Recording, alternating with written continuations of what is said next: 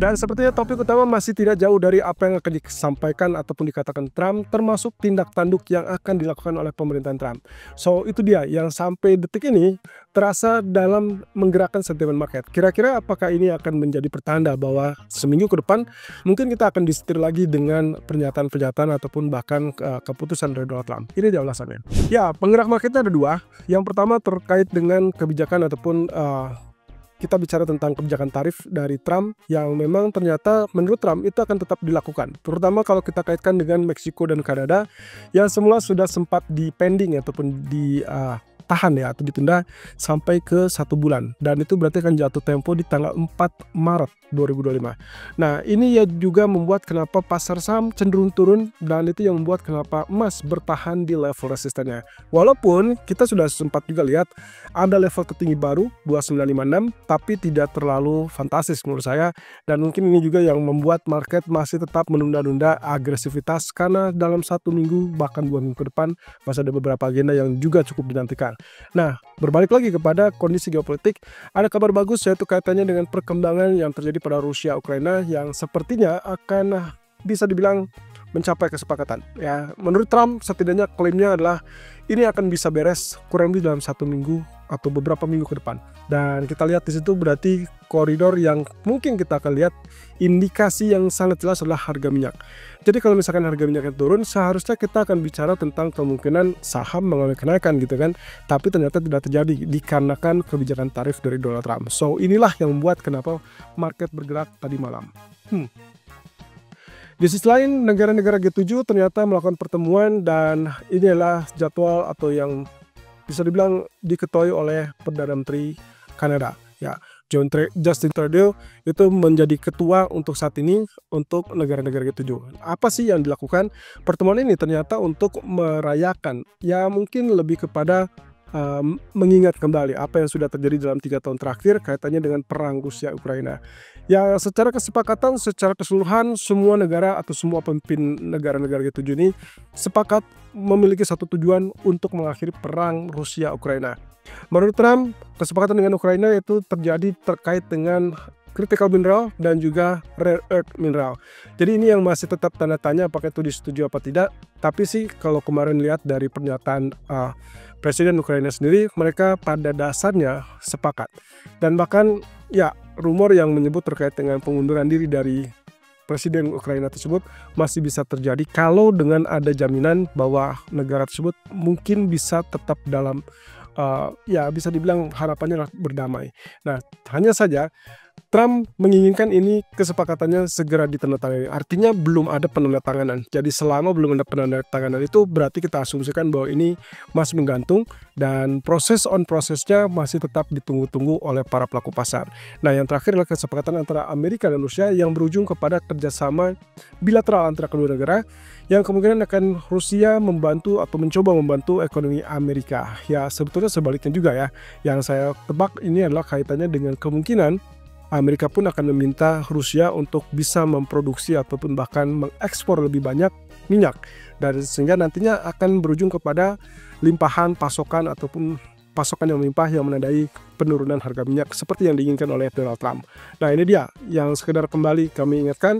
Jadi pada peta ini atau diagram ini sebetulnya intisarinya adalah yang diinginkan bahwa pasokan minyak itu akan melimpah, kemudian akan menyebabkan inflasi mengalami penurunan, sehingga nantinya akan didapatkanlah suku bunga turun. Nah, suku bunga turun ini bisa jadi dua hal, baik itu dari Federal Reserve atau dengan kata lain imbal hasil Treasury basis 10 tahun mengalami penurunan. Nah, beberapa kali sempat terjadi penekanan oleh Scott Bessent, Menteri Ekonomi atau ya Menteri Keuangan dari Amerika, mengatakan bahwa yang dituju atau yang sasar adalah US Treasury Yield 10 tahun. Jadi itu akan mengindikasikan bahwa kalau misalkan US Treasury Yield-nya mengalami penurunan, otomatis nanti semuanya akan menyesuaikan, dan termasuk itulah suku bunga yang akan ada benchmark yang ada di Federal Reserve. Artinya begini teman-teman, kalau kita lihat dari apa yang terjadi dalam 1 minggu terakhir terutama, kita sudah lihat penurunan yang signifikan terhadap US Treasury Yield 10 tahun, dan itu pula yang membuat kenapa US dollar mengalami pelemahan. Lagi-lagi yield turun berarti mata uang tersebut yang akan mengalami pelemahan. Nah, kalau misalkan kita tunggu dengan apa yang akan terjadi pada Federal Reserve, yaitu berarti diharapkan yield ini akan mengalami penurunan sehingga nantinya Federal Reserve dengan sangat mudah memutuskan untuk penurunan suku bunga. Ya, ini tidak terkait dengan kemungkinannya terganggu oleh tarif ya, tapi pada dasarnya yang diinginkan Trump adalah penurunan harga minyak sehingga akan membantu lemahnya atau turunnya inflasi. Nah, ujung-ujungnya tentunya risk aset ataupun saham akan mulai kenaikan, dan safe haven dalam ini adalah emas akan kembali naik karena statusnya ya cukup layak ya, karena dengan kondisi ataupun lingkungan suku bunga rendah. Nah, tapi ada hal yang cukup menarik ke sini. Posisi Trump yang ternyata kalau kita kaitkan dengan China selalu ujung-ujungnya adalah persaingan dagang. Nah, dalam hal ini Trump ternyata mulai mempertimbangkan untuk memperketat kontrol ekspor chip ke China.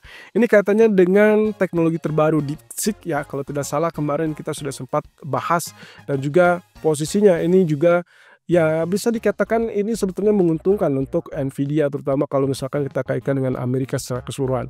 Tapi masalahnya adalah produk-produk yang ada di Nvidia yang lagi-lagi kalau misalkan diproduksinya di China, yaitu yang tidak diinginkan oleh Trump. Sehingga kemungkinan kalau misalkan masih produksi di Amerika lalu kemudian diekspor ke China dengan harapan bahwa tidak akan ada biaya-biaya yang bisa dikategorikan cukup mahal. Nah, cuman di sini Trump ternyata menginginkan dikontrol. Ya, mungkin ini kasusnya mirip dengan apa yang terjadi di 2017-2021 ya.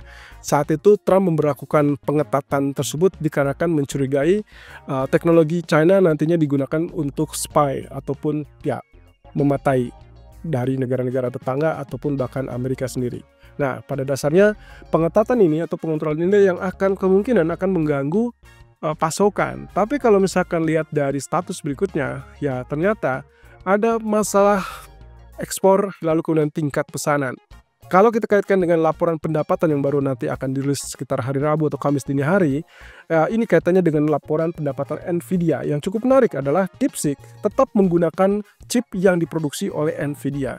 Jadi dalam hal ini kalau misalkan terjadi peningkatan pesanan dari DeepSeek, itu dikarenakan juga meningkatnya pesanan terhadap teknologi AI model yang relatif dikatakan murah atau lebih murah dari DeepSeek. Nah, otomatis sebetulnya ya secara tidak langsung ya ini akan juga meningkatkan pendapatan dari Nvidia. Ya, kita tinggal tunggu saja apakah laporan pendapatan Nvidia ini akan positif apa tidak, sehingga bisa membantu sektor teknologi, tentunya Nasdaq yang sejak kemarin mulai penurunan. Kira-kira apakah akan terjadi kebangkitan atau justru kita akan lihat laporan-laporan tersebut masih tetap berkurang ataupun relatif ya lemah. Ini akan kita tunggu sampai hari Kamis mendatang. Kemudian BOA atau Bank of America memberikan terkait dengan kemungkinan potensi adanya stagflasi. Hal ini dikaitkan dengan kebijakan Trump yang menurut mereka ini kebijakan yang relatif kebijakan negatif pertumbuhan. Artinya kebijakan-kebijakan yang dilakukan oleh Donald Trump itu tersebut kemungkinan akan menghadang ataupun ya bisa dibilang memperlambat proses laju pertumbuhan yang sudah cukup bagus.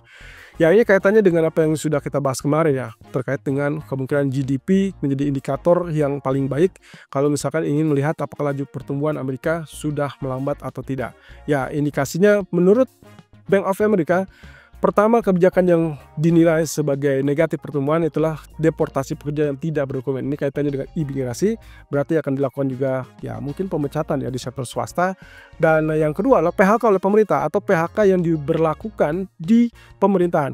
Nah, dalam hal ini mungkin ASN yang ada di Amerika. Jadi kalau misalkan melihat dengan jumlah karyawan yang di PHK, berarti ini akan berpengaruh terhadap data non-farm payroll nanti atau minggu depan. Kemudian juga ancaman tarif yang lebih tinggi, jelas di situ akan menjadi kekhawatiran tertentu dan meningkatkan inflasi tentunya. Dan ada meningkatkan risiko stimulus fiskal yang moderat ataupun bahkan bisa tertunda. Jadi dalam hal ini sebetulnya kalau kita kaitkan dengan kebijakan pemangkasan pendapatan atau ya pajak pendapatan ya seharusnya menjadi positif, tapi justru menjadi kekhawatiran tertentu yang akan justru memperlambat proses ataupun laju pertumbuhan ekonomi. Dan pada dasarnya menurut mereka yang kemungkinan bisa terjadi kalaupun misalkan dianggap stagflasi tersebut tidak menunjukkan bahwa ada kondisi di mana inflasi bergerak naik atau lebih cepat di atas 3%. At least mereka masih melihat peluang untuk tetap berada di bawah 3% itu masih tetap terjadi, walaupun dengan inflasi yang katakanlah diganggu dengan tarif. Nah, kesimpulannya menurut Bank of America ada kemungkinan juga kalau misalkan ternyata pertumbuhan terlalu lambat, maka mungkin saja Trump itu akan mengalah.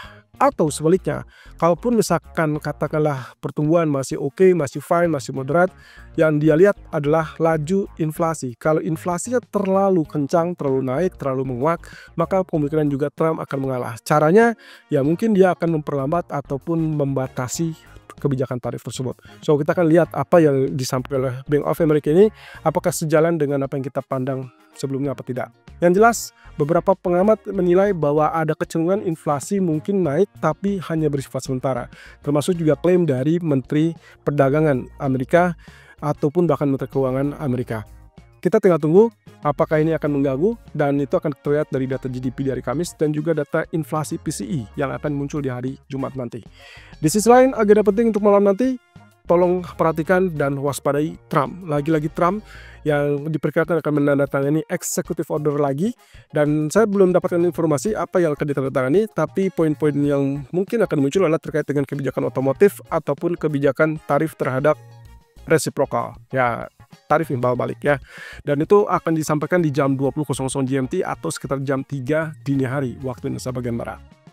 Oke, ekonomi kalender hari ini di jam 2 siang akan muncul Jerman GDP, dan ini juga laju pertumbuhan seperti yang kemarin kita sempat bahas. Kalau misalkan datanya negatif, berarti ini akan menjadi negatif kedua kalinya berturut-turut, dan praktis itu disebut sebagai resesi di Jerman.